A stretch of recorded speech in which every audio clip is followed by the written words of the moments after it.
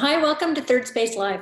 I'm Jody Pihl, and this is a show that offers conversation, stories, and ideas around mental wellness. Today is July 7th, 2020. This is episode 25. Today we're going to be talking to Scott Stephen all about bisexuality.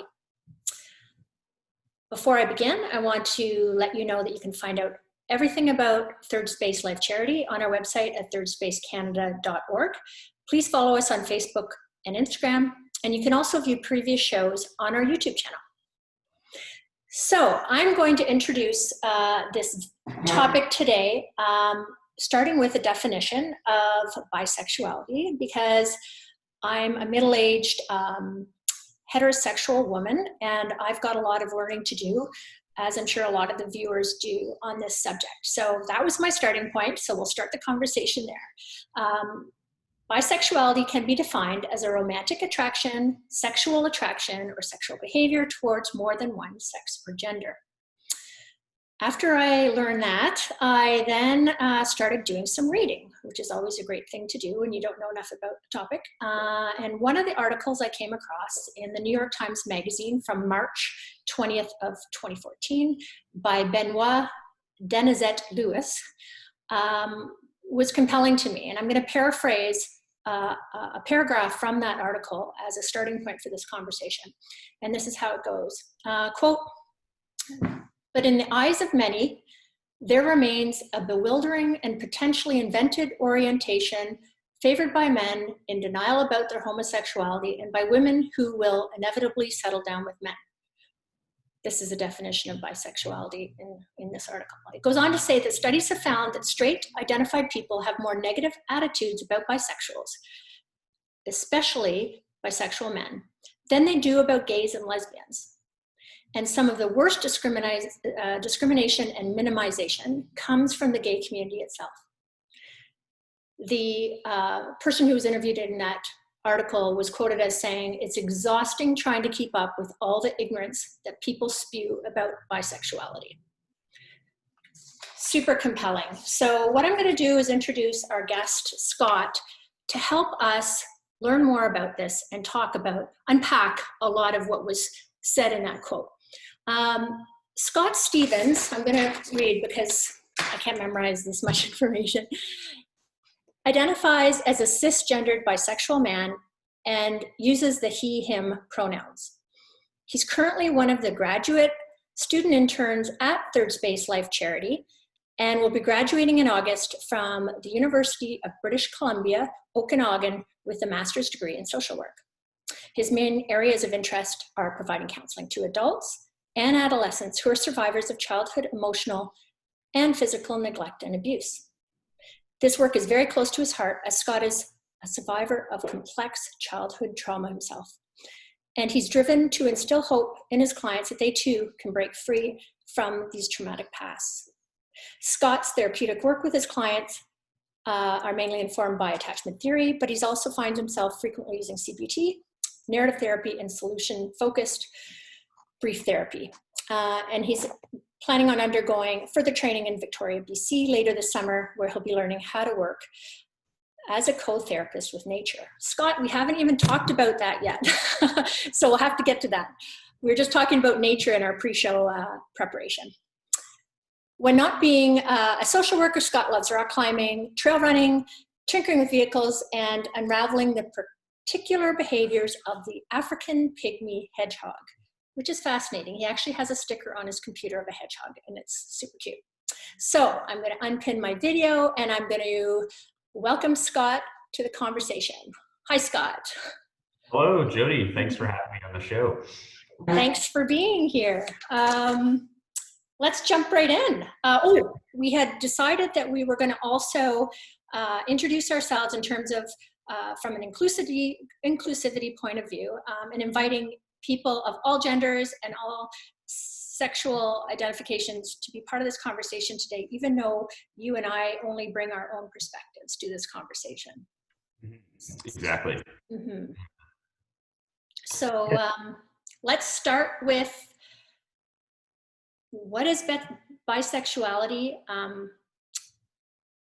What's the starting point here? Yeah. So for me, again, like this is only coming from my own perspective. Mhm. Bisexuality to me is an acknowledgement within myself that I have both sexual and romantic attractions to folks of more than one gender. It doesn't have to be romantic and sexual, it can be one or the other, don't have to be in exactly the same way, and it can change over time as well. So there's a lot of like fluidity within those aspects that I've like personally experienced in my life. And yeah, I'd say for folks who are considering like whether or questioning whether or not they're bisexual, i.e., if they're bi-curious, to really just like explore within themselves that yeah, like do I have an attraction either romantically or sexually to more like to folks of more than one gender. Okay, so it's important, and it was important for me to prepare for this conversation, to distinguish between gender and sexuality. Can you speak to that for a minute? Because those are different things. Yeah, yeah, exactly. So within my bio there, you said that I'm a cisgender man, which that is how I identify, and I also use he/him pronouns. So there are a couple things to unpack there regarding the gender with which I identify. So cisgender means that I identify with the gender I was assigned at birth, which is male. And I use he/him pronouns, which represent that I identify with the male gender. Can I ask what your pronouns are, Jody? I was born a female. I identify as a female, even though, you know what, honestly, Scott, we didn't talk about this when we were prepping for the show. I grew up in a different time, and in a different community or culture where these things weren't talked about that much, and there were definitely some people in my life who knew they were gay at a certain point in their life, but there wasn't a lot of exploration in your sexuality in the 80s in terms of being from yeah, most people didn't really question these things. Mm-hmm. You know what I mean? So Mm-hmm. I've always been a very tomboyish kind of person. So I always, and I had a brother and I was very athletic and I always was friends with boys.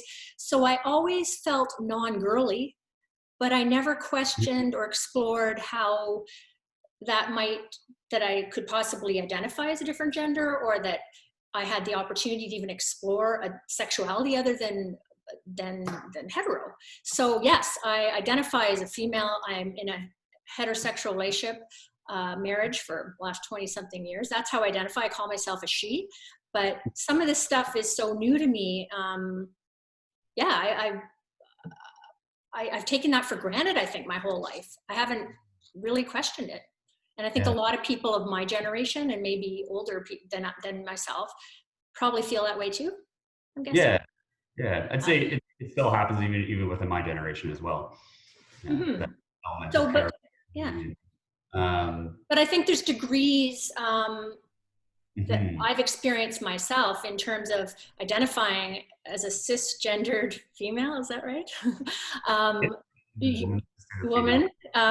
That yeah, yeah. I've never felt uber feminine. I've always felt a little tomboyish, but that language doesn't even seem to fit in this conversation. So I don't know what to make of that. I'm trying to learn. Yeah, absolutely. Yeah. Sorry to put you on the spot. No, That that's okay. yeah. That shows how awkward. I want to be so respectful in how I'm talking about this, but I don't even. I'm so not accustomed to it. So it just Mhm. hopefully that'll make some viewers feel less uncomfortable about this, because I'm trying to figure this out myself.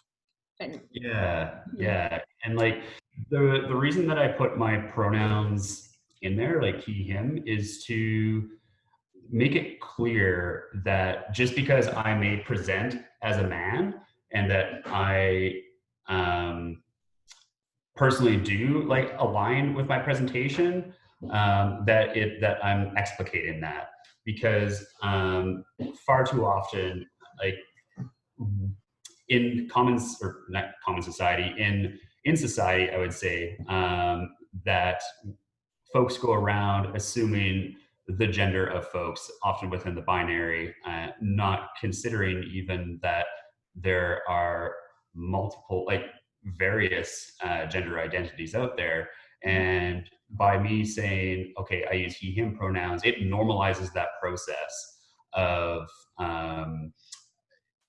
for example, trans folks having to always give their pronouns. Right. Yeah. Mm-hmm. And so So that's actually really helpful, because I think too many people don't understand the relevance of pronouns and why there's a point being made about it, is mhm. is exactly what you're saying. So a trans person who might not identify with a he or she, and it doesn't fit and it doesn't work for them, they shouldn't have to use that if that doesn't work for them. Yeah, and like I don't want to step too far into like the realm of other gender identities, because like I, as a cis person, don't have any experience with like being trans. Mhm. I'd rather like pass the mic to someone who does identify as trans. All I can say is that like I want to normalize the process within society of providing gender pronouns, to make it very clear, even in just giving those pronouns, that there are other options for folks. Great. So we're oriented on gender and pronouns. Mhm. Now we can move on to more what we're here to talk about today. And there was a really good quote that you were going to share with us. Should we start there? Yeah, yeah. So this one really, really helped me as I was sorting out my own sexuality, and realizing that, and really coming to accept that I identify as bisexual. It's one by a famous academic from the States. Her name's Robin Oakes, and she has this quote that goes, "I consider myself bisexual because I acknowledge that I have in myself the potential to be attracted, romantically and or sexually, to people of more than one gender, not necessarily at the same time, and not necessarily in the same way, not necessarily to the same degree." To me, that quote, when I first came upon it, and even today, is so incredibly validating of my experience as a bisexual person, because this, I guess, like I came out fairly, really quite late in life, I guess, like all things considered, when I was 30, 31 kind of thing. I didn't fully come to this conclusion. However, I've had these feelings of romanticism and sexual attraction to men and folks of other gender identities, and women as well. Like that would also be included within other gender identities. But really, growing up in the environment that I did in rural Saskatchewan, very conservative rural Saskatchewan, and I say conservative in the sense that the town I grew up in had very traditional values. That, for example, like in the locker room in gym class, feeling like sexual attraction to men, I just pushed that thing down and like sucked it up. Um, so that's that whole aspect of like internalized homophobia, because I didn't feel it was safe or okay to have feelings, like to have sexual romantic feelings towards other men. Can we unpack that Yeah. distinction a little bit? Because I know we did when we did our prep here, that the difference between a romantic attraction, sexual attraction, and it can be one or the other or both at any given time with any individual. Maybe Yeah. stress that a little bit so our listeners understand that better. Yeah, like one other, and with the both too, that it's not a 50-50. It's not all, a complete perfect split. It's blended, perhaps. So yeah, with romantic attraction, that's like the feelings I say like the emotional connection that I feel towards folks of multiple genders. Um, yeah, that are not necessarily attached to any kind of like sexual feelings, like sexual attraction. It's this feeling of like intense emotional connection. Like, I guess one could, I'm trying to think of how to convey that. This always gets kind of muddy. Feeling, I think that I can relate to that in my own life. That sometimes you have a romantic connection with someone, but you don't want to be physical with them. Is that what you're yeah, kind of getting at? yeah, yeah, essentially. And like it can include physical aspects as well, like hand holding, cuddling, kissing kind of thing, but there isn't the, like sexual actions that come into it too. And even that is like within a spectrum, I would say, and it's Right. like up for the, people's interpretations of like, does one consider kissing, sexuality? For some, maybe, for some, maybe not. It's all, again, like up for interpretation, right? And that's like the thing that I think is like really important to honor and respect, is that like, as long as, like things are consensual and people are being like respected, that there are no hard and fast definitions of this, but there are kind of like themes.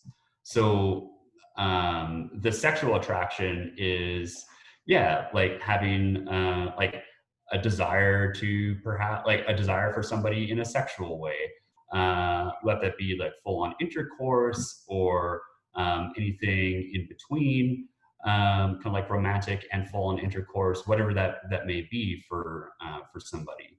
Um, that's kind of the distinction that I make for myself. And I can say, like for me, like I I'd say like have a tendency to be more attracted sexually and romantically to women. However, I also recognize within myself and over, the period of my life, that I have also like romantic and sexual attraction to folks of other genders as well, like female and gender non-binary folks as well. So really coming to terms with that was quite revolutionary for my life. And like I said, that was fairly recent realization, but very powerful and honestly freeing, because I didn't feel like I had to carry this shame within myself that like, ooh, that's not okay. But like really, really it is. So, why, when you actually said that it was late for you, so why do you feel like it was late, and why do you feel like it took you until that age to realize that, or be at a peaceful place of acceptance with that? What was your journey like to get there? Yeah, I guess like late for me is, I use that term because I guess that reveals kind of where my own head is at in terms of like assumptions of like when I I guess assume that like someone figures out their own sexual orientation, which was informed by, the society that I was socialized within like North America and like Europe, in my early 20s. However, I know folks who are constantly like evolving their sexuality and their sexual identity, um, at any stage in their life. So it's not like you have to figure this thing out by you're 18 and it's like set in stone and you got to like, take a vow to only be, bisexual for the rest of your life. There is, that also touches on something that we're going to get to later with respect to bi erasure. However, I say that in the sense that like one can explore their sexuality at any stage in their life, and everybody has the right to explore it in the way that they see fit and to make changes as they see fit if they want to.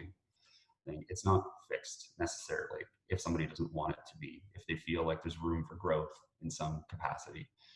Yeah. So maybe you touched on the fact that you had feelings when you were in high school. Mhm. So when you say late, is what you're commenting on partially that you had feelings at that age in your life, but didn't get to the point you are of being able to feel comfortable with certain identification until much later in life? Is that the piece that was the disconnect or the journey I think it for was I you? was finally in a safe space Mhm. where I felt like it was okay for me to explore those feelings without ridicule, um, which is why I, repressed my feelings towards, folks of, multiple gender identities. Um, yeah, because I was afraid of being abandoned, ridiculed by society. So yeah, it was really the environment that I found myself within, which is so very important, um, in terms of like creating a safe space for everybody in society to explore their sexuality and gender identity in a way that they see fit without the fear of ridicule. So to answer your question, yeah, it was because I was in an environment in which I felt safe to do that exploration. Yeah. So before we move on, and not to confuse the issue, because I'm hearing a theme from you, and we want to be really clear to viewers that there's no one definition of anything. There's no one experience, and everything's within a spectrum. And having said all that, we're going to talk about a few more definitions within related to bisexuality that might be helpful to the viewers to understand. So there's other ways that you've identified with me of expressing one's sexuality: bi-curious, biromantic, pansexual, omnisexual. I think it might be helpful to touch on those for everybody to get that literacy. Hmm. You want to speak to that? Sure. Yeah. So, bi-curious, I would say, is a phase that I spent most of my life in thus far, and that was like me suspecting that I might be bisexual, but I wasn't like obviously not sure, nor was I comfortable identifying as bisexual. So it's like bi-curious to me, anyways, during that period of my life represented that curiosity, I suppose, and even I would go so far to say suspicion, which has a little bit more of an insidious tone to it, but curiosity, I think, is a little uh, easier term in term, like friendlier term, approachable rather, because there is less of that sense of like shame, of like, ooh, suspicious, what's going on here? Something's awry. Where I was like, maybe there's a possibility, which kind of comes from like curiosity. So that's bi-curious. Bisexuality in and of itself, it sounds like that it acknowledges only the gender binary, i.e., male and female genders. Um, it does not. So it acknowledges, like, at the end of the day, it acknowledges that there are multiple gender identities out there, like outside of the gender binary, and that one can have attraction to more than one gender. That's really all it is. Um, So yeah. biromantic, pansexual, omnisexual. Should we Yeah. quickly introduce ourselves to those? Yeah, so a lot of this as well, like comes down to like personal comfort and like how an individual wants, like, feels most comfortable identifying. Like I personally feel most comfortable identifying as bisexual. And to me, that means that like it doesn't mean that I'm only attracted to folks who identify within the gender binary. I am attracted to folks who identify outside of the binary with respect to gender. Um, but pansexual, I can't quite put my finger on it. For me, it doesn't quite fit. And pansexual folks, again, this is up for interpretation for the individual, are like attracted to folks of all gender identities, sexually or romantically, kind of thing. Omnisexual is that acknowledgement of like, okay, somebody is attracted to folks of all, like who, somebody's attracted to folks who identify with any of the gender identities, but they have a preference or sway more towards like one typical gender identity. Or should say typical gender identity. They typically sway more towards one gender identity. That's what I'm trying to convey. Yeah. Does that make sense? I know they're very nuanced. It does, and maybe it's important to remind us why it's so important to make these distinctions and use this language. Yeah, and that's like the queer community, the LGBTQ plus plus community is like always evolving, and with language comes identity. Because like as humans, we construct a narrative which we create a reality from.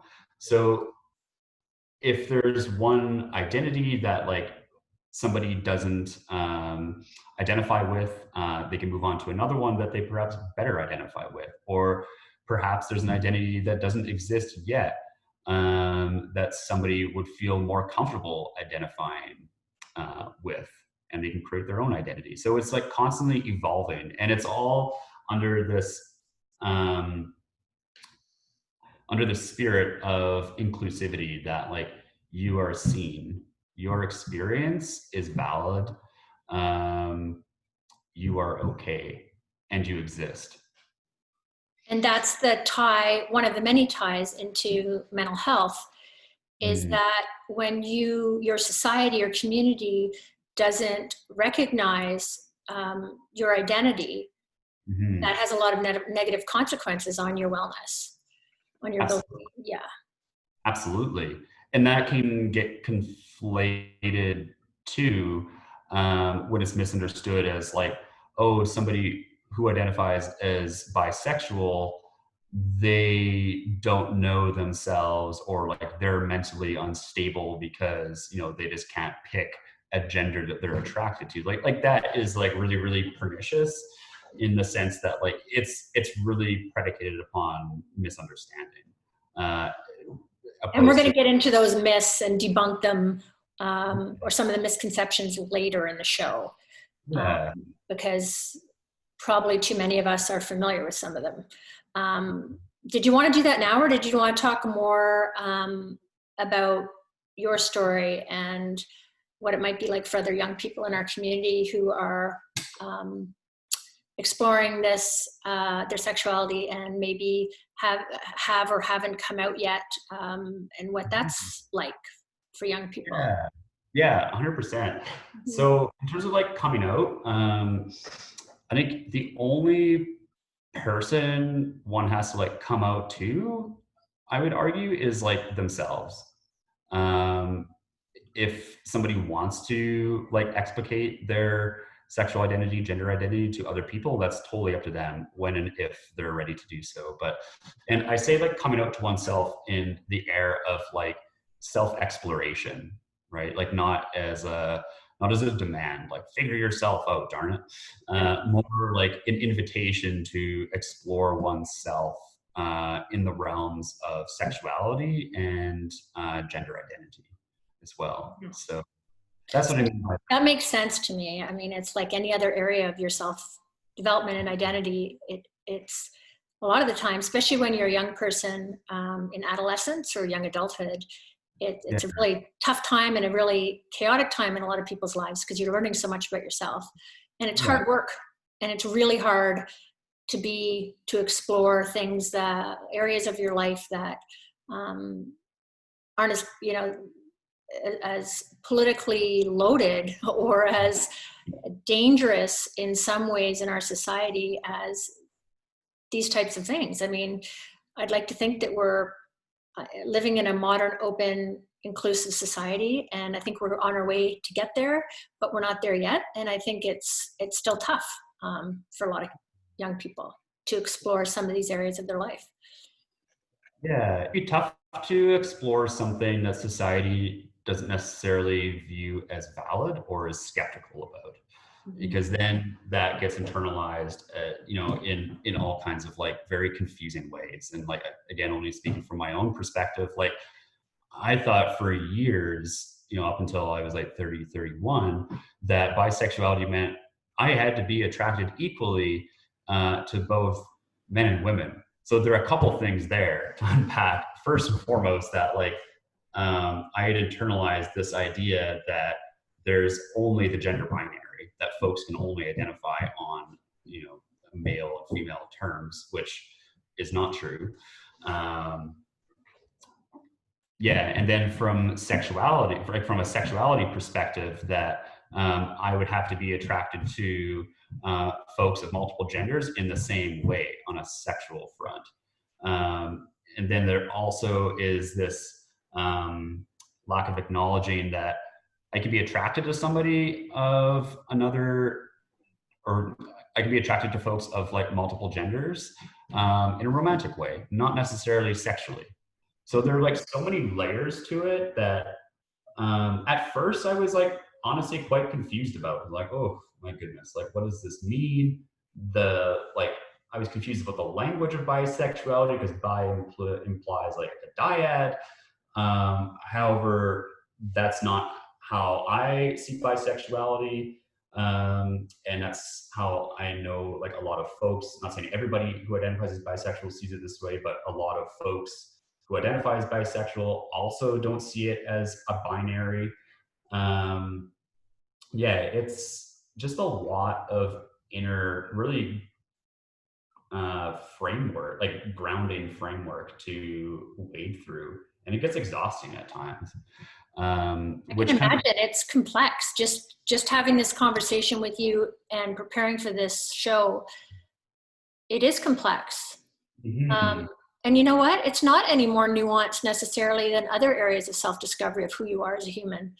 We're totally. just not taught how to do it. We're not equipped with the language or the ideas, or it's not something we're taught to do. So, which is unfortunate. I hope in the future we are, because this should be part of any human's personal discovery work for sure. Definitely, definitely. Um, in terms of like the safe space, like that comes with it a political dimension as well. Like, um, in terms of like self-discovery and such, like discovering one's sexuality does have an implied political dimension to it in terms of like oppression, because folks within the queer community are presently and have historically been oppressed within society. Um, Folks like outside of the queer community as well experience oppression, and then this starts getting into the realm of like intersectionality, where you have kind of multiple levels of oppression overlapping or intersecting with one another, such as race, sexuality, gender identity, for example.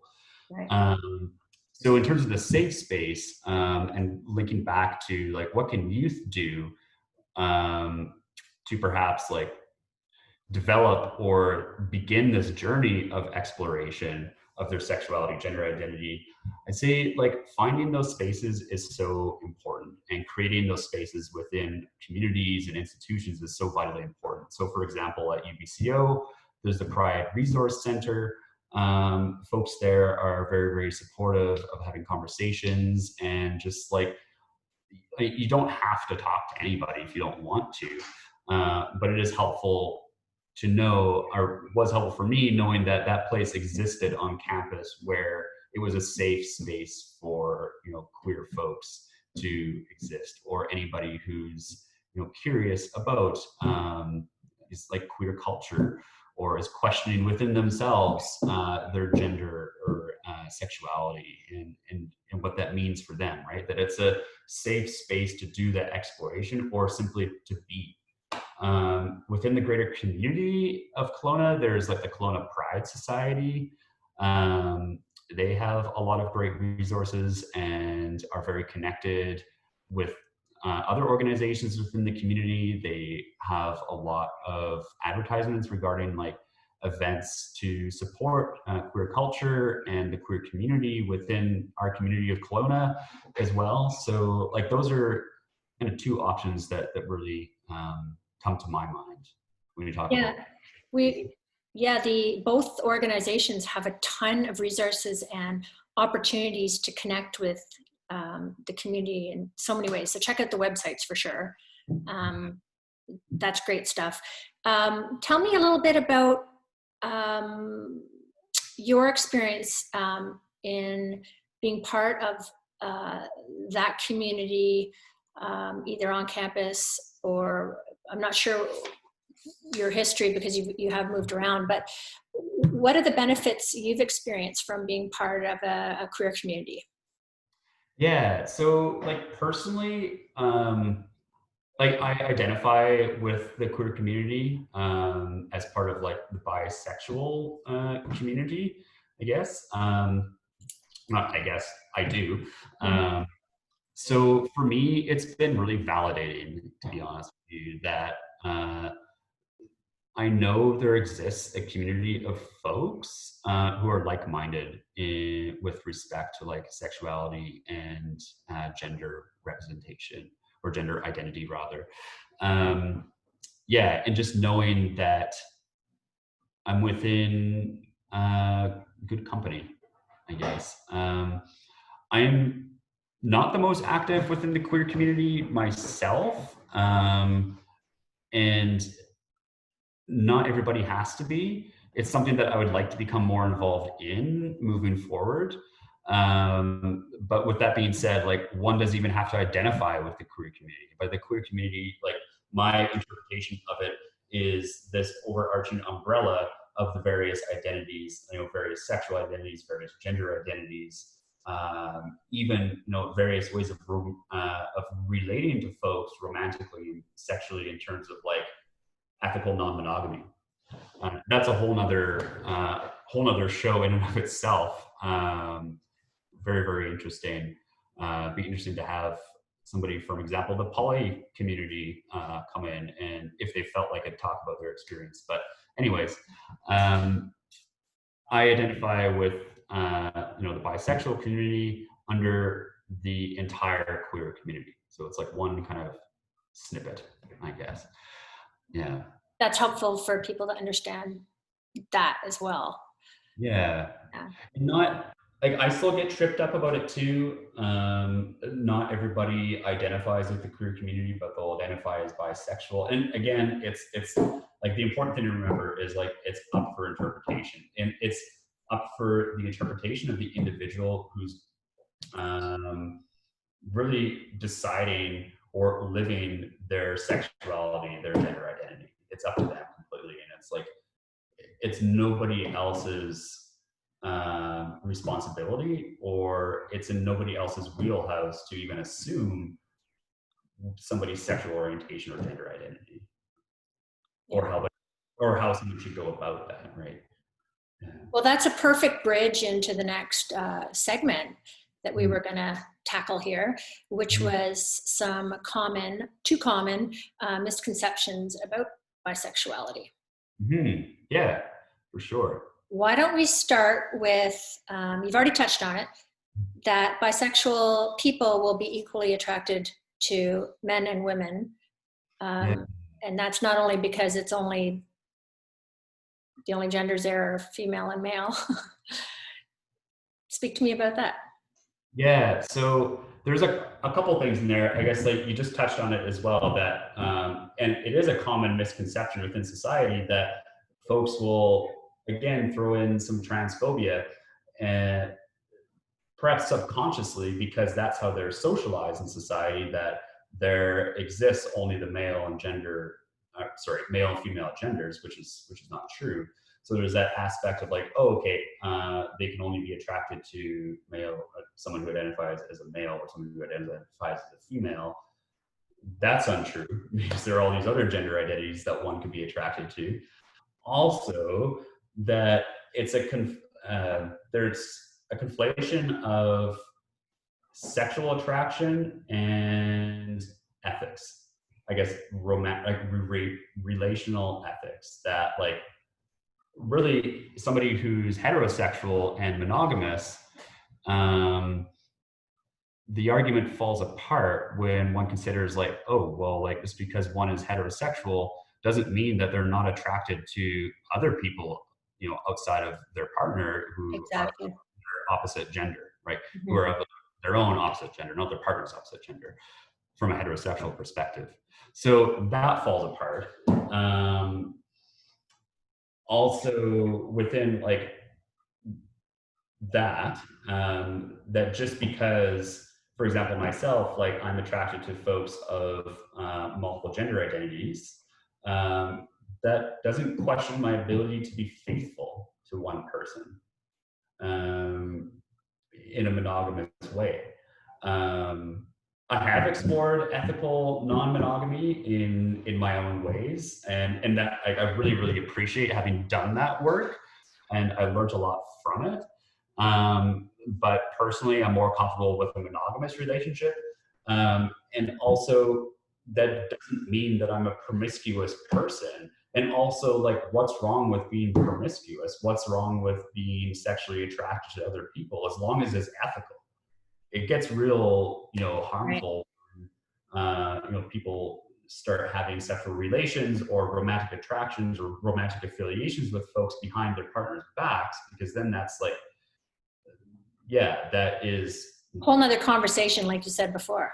yeah, exactly. So That has nothing to do with being a bisexual person. no, no, it has absolutely nothing to do with sexual identity or gender identity, honestly. Like, Mhm. absolutely nothing. It has everything to do with ethics Right. around relationships. It's a whole other conversation. Yeah. So let's jump into one of the most common misconceptions, I would guess, was that as a bisexual male, for example, you've probably heard people saying at some point in your life that, oh, well, you just have to decide, or you're just figuring it out. That there's Yeah. no such suggesting there's no such thing as being a bisexual, being bisexual, that you're gay and you're not accepting that or realizing that yet. I think that's the misconception. Yeah. Like not wanting to relinquish my heterosexual presenting privilege. Privilege, right? Yeah. Um, yeah. Just like you said, that really touches on the aspect of like bi erasure, which is really this suspicion from other folks that bisexuality is not a real thing, which is really harmful for me to hear, or hurtful and then harmful for me to hear, because it's saying that I don't exist in one way. And that's really, really painful. So by questioning that, or by like assuming that it's just a phase, is saying that like your experience is not, or like my experience is not valid up to somebody else's standards. And like it's nobody's right to determine what my sexuality is, or like what phase I'm in, or if there is a phase at all. Like it's all my own process, and like it's all anybody's process. So really just like coming at it from a place of like acceptance, that like taking things at face value, in a sense of like if somebody says that they're bisexual, that like that's that. And if they want to describe in more detail what it is, for sure, like definitely wouldn't go poking and prodding around to like glean out some details or anything like that. But resisting the urge to make assumptions that it's a phase. And when one hears those critical thoughts going through their mind, to really question them. Like, where is this coming from? Why do I have these assumptions? Yeah, Um, why do you have to pick? yeah, exactly. Yeah. So how does the next one tie into that? About, I've heard this before. Everybody's a little bi. I'm not sure I know what it means, but I know it connects to that. Yeah, it's like, again, it's another flavor of like bi erasure, that it's saying that like to me, I interpret that as like bisexuality is a phase that people go through, and that everybody has attraction to more than, like, to folks of more than one gender, which isn't necessarily true, because heterosexuality exists, as we all know. It exists so much we don't have to talk about it. But yeah, that's essentially, it's harmful for the same reasons, because it's just invalidating one's experience. So were there any others? Because I see some more on our list, but we already touched on them a little bit. We're, you know, that bisexual people are more likely to leave you for the other gender. There's a nice misconception right there. Again, that's that whole thing of conflating sexual attraction with relational ethics. Right. They're two separate things, completely separate things. One thing I think, you know, that I just thought of that comes up is, like, sometimes people will, like, question my bisexuality by asking, like, so how many guys have you slept with? Like, wait a second. Like, you would not ask a heterosexual person that question. You don't say, that same person might. yeah, and like, Yeah. it's like really an inappropriate thing to ask anybody, like, regardless of their sexual orientation. It's such an intrusive question. Like, goodness, like, nobody should have the right to ask that. And, like, also, one doesn't have to, you know, have, you know, sexual affiliations with, you know, their, you know, a gender of preference, or, you know, to prove themselves. There's this colloquial term, like, to give the receipts of sorts, like, to show that, like, yes, I am bisexual because I've slept with a man, for example. Or that's just a complete hogwash, to be honest, because, like, you could ask the same question, well, if you've never slept with anybody, how do you know you're heterosexual? Well, I just know. Exactly. I just know. I just feel it. Right. And that's actually a really good thing to pause and think about for the viewers, is you just know. I mean, it's strange that we seem obsessed a little bit as a culture to really analyze this and question this part of a human being, when other parts of our humanness aren't put under the microscope like this. It doesn't make any sense. Mm-hmm. I don't scrutinize you on other aspects of how you identify yourself. Exactly. Yeah. To be under such scrutiny is, like, very intrusive.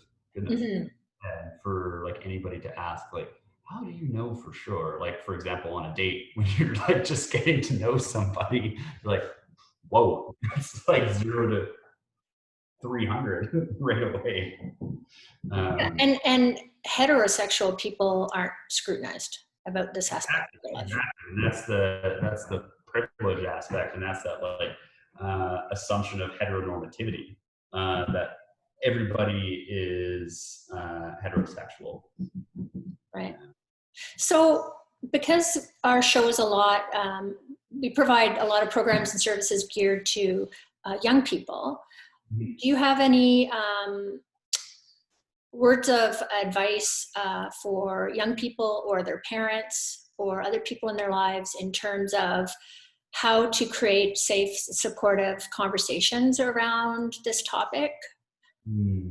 Yeah, I guess, like, most importantly, like, first and foremost, for particularly young folks who are perhaps questioning their, you know, sexual gender identity, or perhaps know right out, is to hold that with compassion, to not, like, to resist the urge to scrutinize oneself, to be like, how do I know for sure?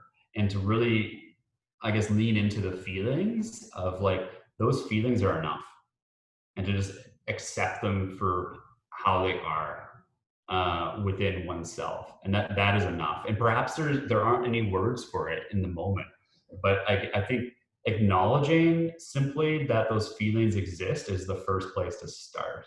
Mm-hmm. Within anybody at any stage in their life. And from a parent's perspective, I think also, again, to resist the urge to scrutinize their children regarding their sexual or gender identity, is to I guess, like, again, like, create an environment of compassion, of acceptance, of seeing their children for who they are, how they want to represent themselves. Because, for example, like, uh, I grew up in a home where it was not questioned if I came home saying like, "Hey, I've got an attraction to Sally." I don't know anybody named Sally, nor I don't think I ever have in my entire life. So no one can no one can track that. We're not. Sorry if there actually is a Sally who I know just watching the show and anyways knows me. But anyways, that wasn't ever questioned. Or like, but how do you know for sure that you're attracted to women? Or you're going to Nobody. grow it. It's just Yeah, a phase. the phase. You'll see. Like, no, like that's where the heteronormativity part is so powerful because it's not questioned and it's not talked about. It's just like this subconscious assumption that we have in society. Um, so I guess for parents to meet their children at a place of acceptance of like for whom they are as their children is, I think, a really, really important thing to do in terms of like any kind of form of parenting, like accepting and loving their children unconditionally for whom they are. Yeah, I couldn't agree with you more. And unless as a parent that you understand, have some knowledge and some literacy around sexuality, bisexuality, Mm. it makes it tougher to do that when you're not informed. So Yeah, that education. I encourage all parents to learn about whatever they need to learn about, whether it's sexuality or something else, in order to be able to be that parent. Mm-hmm. Yeah, and like the Kelowna Pride Society, for example, like has lots of great resources. Folks can contact, like parents can contact them as well for information in terms of like expanding one's knowledge of identities outside of like heteronormativity and assuming that there's only like the gender binary as well, so like other gender identities as well, and do not expect folks who identify, for example, like for myself, like do not expect me to do the educating. That's a real important part because sometimes I just don't want to discuss that. It's really personal. Like I'm pretty open. Like here I am talking in public about my but not everybody's like me, and that's totally fine. And I would get my hackles up if somebody's like, "Hey, I saw you on your show. Do you want to talk about your bisexuality?" Like, sorry, what? Do I know you? And like, I Right. didn't invite them into this very intimate detail in my life. And like, just because somebody talks about it once doesn't necessarily mean that they want to talk about it again in the same way to the same person, anybody else. It's like, yeah, if somebody invites you in, then I think the most important thing that a listener can do is just that, listen, and to hold it with compassion and to be, unscrutinizing and accepting uh, as they possibly can. And that comes as well from doing some education beforehand about like, okay, what does bisexuality mean? What does gender non-binary mean? What does heteronormativity mean? What does transphobia mean? So And what misconceptions might I be carrying with me that I'm not even aware of? yeah, because essentially at the end of the day, that's really what we're trying to get at is like to be honest with oneself and to like there's a difference between like being honest and shaming. um Being honest holds within it, or has the power to hold within it, a sense of compassion that like, okay, I have assumptions about a group of people, for example, who identify as bisexual. These assumptions are incorrect. It doesn't mean you're a bad person, not by any means. It just simply means that you have perhaps misunderstandings. And that's informed from a society that's heteronormative. That's all it means. It doesn't mean anything about your character, right? Like one is still a lovable, worthy person. It's an educational aspect. And I think that's super, super important for anybody to understand at like any kind of with any kind of self-exploration work, is that like whatever you feel, whatever you think is okay. To hold that with compassion and to not, chastise oneself. 'Cause I don't know how many people have been successfully motivated by shame. I think not very many successfully.